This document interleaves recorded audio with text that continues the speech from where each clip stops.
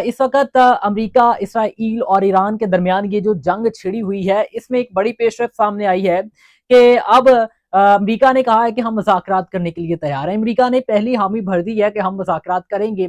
तो जबकि दूसरी जानिब ये खबर सामने आ रही है कि ईरान ने भी इसको कबूल कर लिया है कि वो जंग बंदी के लिए तैयार है। लेकिन इससे पहले तरदीद की जा रही थी कि ईरान कभी भी इस पर जंग बंदी नहीं करेगा, ईरान जो है वो मुंह तोड़ जवाब देगा अमेरिका और इसराइल को। लेकिन अब जो मुखलिफ इसराइली और अरब ममालिक के जो खबर रसां एजेंसियां हैं, वो ये कह रही हैं कि अब ईरान ने, मुश्तबा खामनाई साहब ने जो है वो अपनी शराइत के साथ जंग बंदी का ऐलान किया है।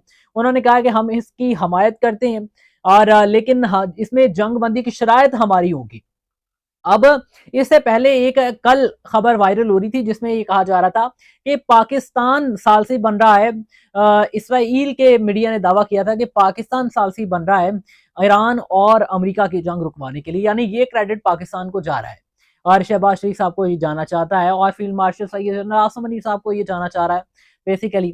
ठीक है, लेकिन अब दो तरह की जंग छिड़ी हुई है, एक अफगानिस्तान के साथ और दूसरी ये ईरान वाली। अब देखें कि क्या एक रुकती है या दोनों ही रुकवाने में कोई क्रॉस कनेक्शन हो जाता है। वो कहते हैं कि हम आपकी रुकवाते हैं और आप हमारी रुकवा दें, इस तरह का कोई सीन होता है।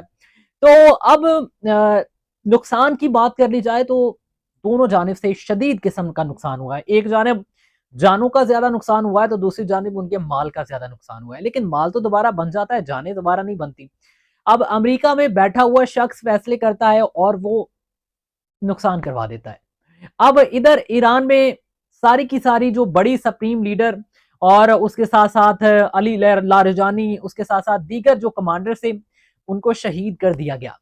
अब उनको भी शहीद कर देना, उसके साथ साथ उनके जोहरी हथियारों पर भी बमबारी कर देना, यानी अमेरिका अपना कोई 70 से 80% हदफ कंप्लीट कर चुका है। यानी अब ईरान को अगर वो और साल 2 साल कुछ ना कहे तो चल सकता है। अगर ऑन ग्राउंड रियलिटी की बात करें, देखें कि सबसे बड़ा खतरा सिर्फ और सिर्फ ईरान की तरफ से अमेरिका और इसराइल को ये नहीं था कि ये अपने जौहरी हथियार बना रहे हैं और इसके साथ हमें टारगेट कर सकते हैं, बल्कि सबसे ज्यादा मसले मसाइल इनको इसकी जिस जगह पे ईरान मौजूद है उस जगह से मसला है। क्योंकि वहां से बहुत सारे डोर्स खुलते हैं, चाहे वो चीन की तरफ हो, चाहे वो खलीजी ममालिक की तरफ हो दीगर, चाहे वो जो है वो रूस की तरफ हो, क्योंकि सारी चीजें लगती हैं ना।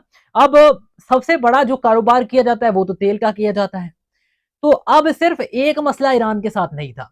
मैं फिर से अपने अल्फाज दोहराना चाहूंगा जो मैंने जब इसी शख्स ने, डोनाल्ड ट्रंप ने कहा था कि हम जो हमारा फलस्तीन